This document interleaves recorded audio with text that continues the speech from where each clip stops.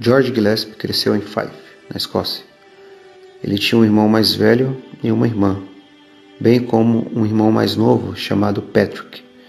Patrick parecia ser um pouco mais animado e ele era o favorito de sua mãe. Ela era muito dura com George porque ela dizia que ele era suave e sem graça. Talvez ele fosse quieto e mais interessado em livros do que em brincar. Às vezes os pais podem ter filhos favoritos, mas isso não deve acontecer e isso causa problemas. Seu pai John, que era ministro do Evangelho, não gostava que ela dissesse isso, e isso o incomodava. Ele tinha uma visão diferente porque, enquanto orava, acreditava que Deus fazia algumas promessas especiais sobre George. Ele disse: embora Patrick possa ter algum respeito dado a ele na igreja, meu filho George será o grande homem da igreja da Escócia. Ambos os meninos cresceram para serem ministros do Evangelho, e as coisas aconteceram exatamente como seu pai achou que seriam. Mesmo antes de ser ministro, todos se maravilhavam com a mente insuperável de George Gillespie. Mas John nunca viu isso por si mesmo, porque morreu quando os meninos ainda eram adolescentes.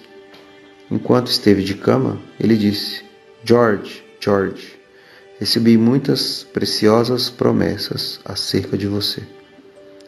George era muito inteligente e conseguiu uma bolsa de estudos para ir cursar a universidade, onde ele trabalhou duro. Depois de terminar, tornou-se capelão de um homem rico chamado Lord Cameron. Isso acontecia muito naquela época. Homens que eram muito ocupados podiam ter um ministro para ensinar a Bíblia para sua família e seus servos. E como os bispos estavam impedindo aqueles que eram fiéis ao Senhor Jesus de se tornarem ministros, George também não podia se tornar um ministro. Mas ensinar uma família era outra maneira de servir a Deus. Também significava que ele poderia estudar muito a Bíblia, junto com os livros que o ajudariam a entendê-la melhor. George tornou-se amigo de um ministro piedoso naquele lugar, chamado Samuel Rutherford. Eles frequentemente oravam juntos e conversavam um com o outro. Eles concordaram que sempre orariam um pelo outro. George continuou a estudar muito. Ele foi capaz de escrever um livro muito importante.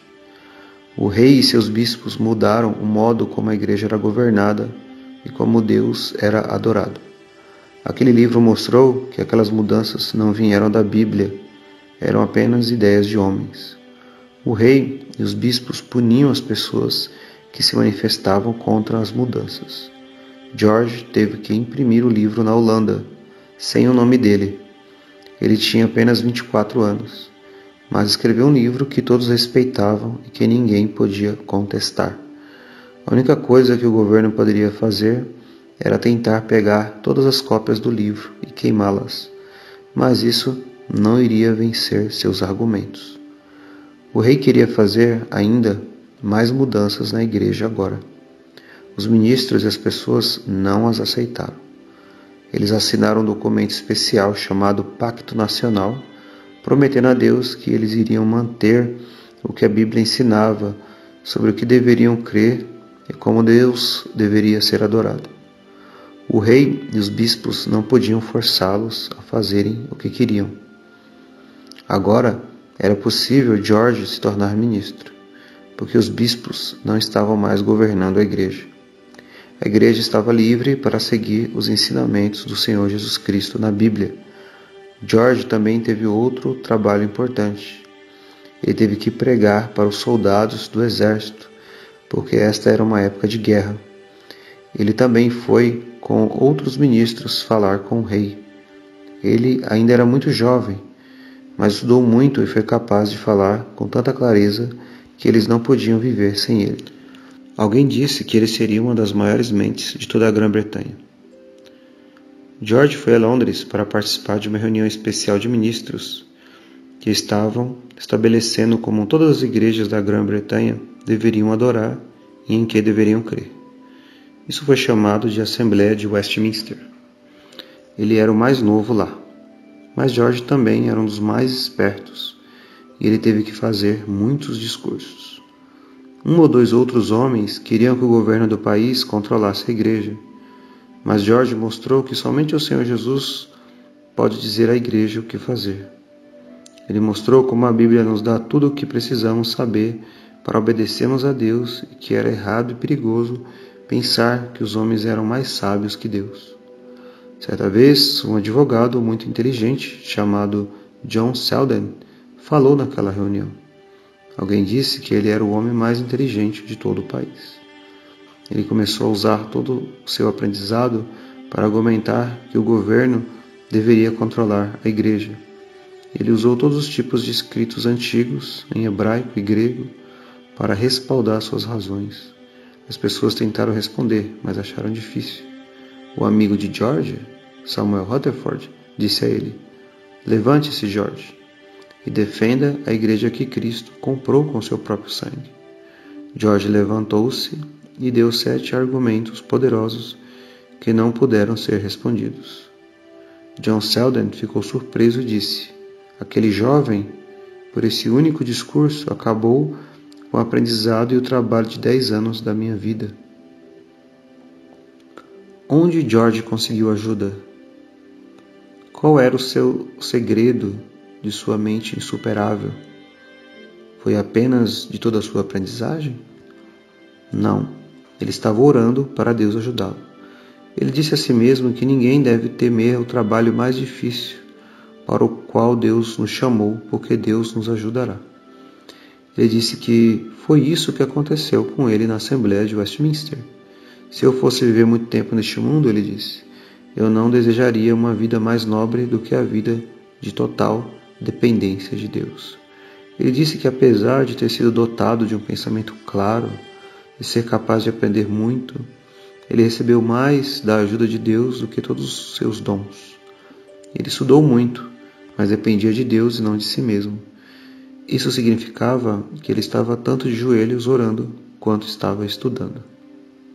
Ele tinha um pequeno caderno quando essas discussões importantes estavam acontecendo, e ele gravava as coisas que estavam sendo ditas.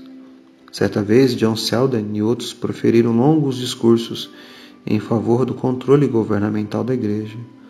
George Gillespie estava ocupado escrevendo em seu caderno. O presidente perguntou quem deveria fazer um discurso para respondê-los. Todos disseram que George deveria fazer isso. Ele ficou envergonhado e ficou vermelho e disse que os homens mais velhos seriam melhores, mas eles queriam que ele falasse. Ele falou muito claramente e respondeu a todos os argumentos. As pessoas se perguntavam o que ele estava escrevendo em seu caderno. Entre as notas, ele fez uma constante oração, repetida vezes sem fim, que dizia: "Dê luz, Senhor, dê luz." Suas orações a Deus por ajuda foram totalmente respondidas. Com a ajuda de Deus, seus argumentos não puderam ser vencidos. Mas George não iria viver muito tempo neste mundo.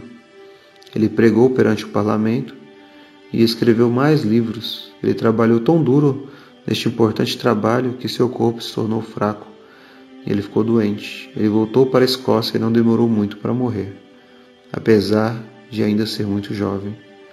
Ele estava muito doente e fraco, com tosse o tempo todo, mas ansiava pelo céu. As pessoas tentaram encorajá-lo por tudo o que ele havia feito em sua curta vida.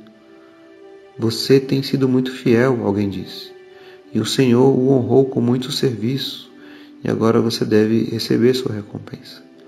George não via as coisas dessa maneira. Ele respondeu: "Eu acho recompensa suficiente que eu tenha tido permissão para fazer qualquer serviço com verdade e sinceridade." A verdade é que, como George disse em outra ocasião, quanto mais verdadeiramente grande o homem for, mais humilde ele será aos seus próprios olhos. Ele não estava confiando em todo o seu estudo bíblico ou servindo a Deus para ser salvo. "O que são todas as minhas justiças, senão trapos de imundícies?" disse ele. "Cristo é tudo e eu não sou nada." Todos precisam confiar no Senhor Jesus Cristo por si mesmos e servi-lo o máximo possível em suas vidas e depender de sua ajuda. Esse era o segredo da mente insuperável de George Gillespie. O apóstolo Paulo disse que poderia fazer todas as coisas por meio de Cristo, que o fortalecia. As palavras sobre a lápide de George Gillespie falam sobre seu caráter humilde e suave, mas também sobre o profundo gênio com o qual ele podia raciocinar e falar, o que o tornou uma mente insuperável.